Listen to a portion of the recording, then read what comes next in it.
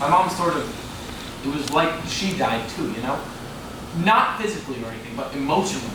And it was really hard to deal. It's still hard to take care of her sometimes. I mean, I grew up, and I understand her now, and how to make her not feel like the world is flooding. But back then, there were times when I thought it was going to be too hard. And then there wasn't anything I can do, and then I don't know if I was ever going to actually do it like she did, but I thought about it, and a lot. And I wanted it all to be over, but I thought about the people who needed me, and I got over myself. But I should have been able to tell that she was in a place like I You think? Hey, what happened to be a supporting friend? Are you kidding? You had insider knowledge of everything she was feeling, and you still couldn't tell. Christ, you're more of a narcissist than I thought. Don't comfort me. Fine, be an asshole. I get it. You're going through some stuff with all of this. We all are, but don't act like you're innocent, man. I'm not the only one who was ever distracted. What are you talking about? Whenever we made plans to hang out, all three of us, like we used to, you'd always have to bail last minute for work. You didn't make any time for us anymore, and guess what? You lost your chance to make up for it. Like you didn't do basically the exact same thing. And hey, some of us aren't lucky enough to not have to worry about money. Some of us have to support ourselves, to get an education. Ever think about that, huh? I wasn't neglecting her, I was supporting her. Just... Come on. You just came up with that excuse right now. Excuse? It's the truth. Just think about it. Maybe I could have paid more attention when I had the time, but maybe you could have too, and not been so wrapped up in your hobbies or whatever to notice when she was having trouble.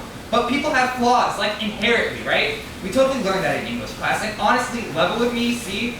Don't tell me that if you read something in her journal, something so, I don't know, drastic and crazy and completely unthinkable that you wouldn't have thought she wasn't serious too. I don't know, man. I'm not stupid. But she wrote it in her journal. No one's supposed to read those, you know? I decided it wasn't really something for other people to know, not even me, so I tried to forget about it to be, I don't know, a decent person, a decent brother? I don't care if you were never depressed. Didn't you at least ever read one of those pamphlets in the guidance office? Are you being, like, stupid on purpose? You really think I'm gonna tell you it wasn't dumb to not tell anyone what you read? Because it was. I just don't want to feel guilty anymore. I shouldn't need to. We can't change the past. And I thought if I told you, you would give me a hug and tell me it's not my fault and tell me everything was gonna be okay, because even though we can never have her back, we've always had each other's side and we always will. But instead you just, I don't know, man, you confirmed every fear I had, that I was an idiot, this is all my fault. Clark doesn't respond. Say something! I've been bearing my soul for the last 15 minutes and you don't even have the decency to respond?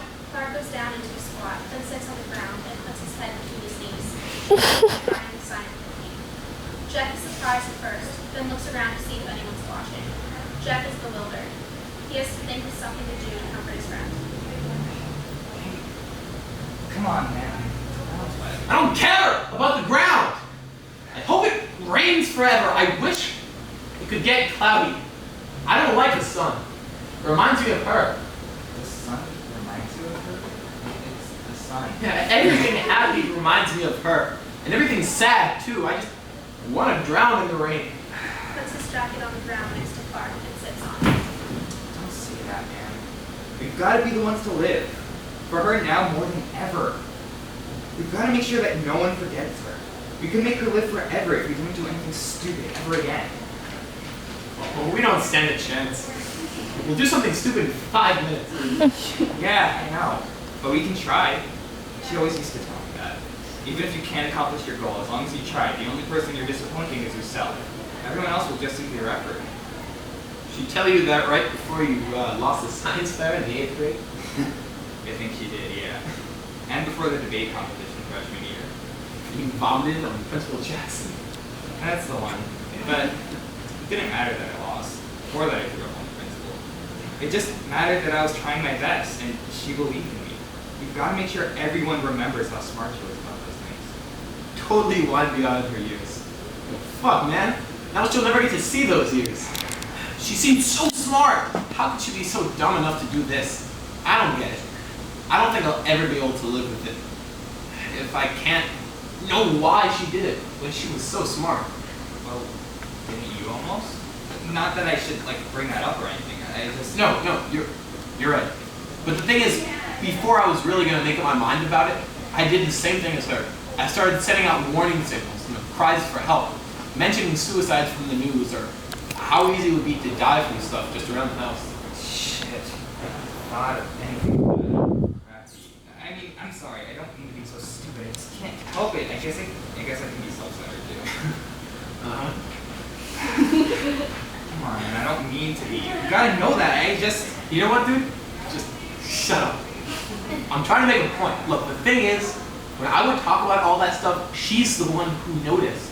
She even took me aside one day and asked me if everything else all right, because I kept talking about all that dark stuff, and she wanted to talk it out of me. She did our job, picking up all the warning signs. How'd she do it, though?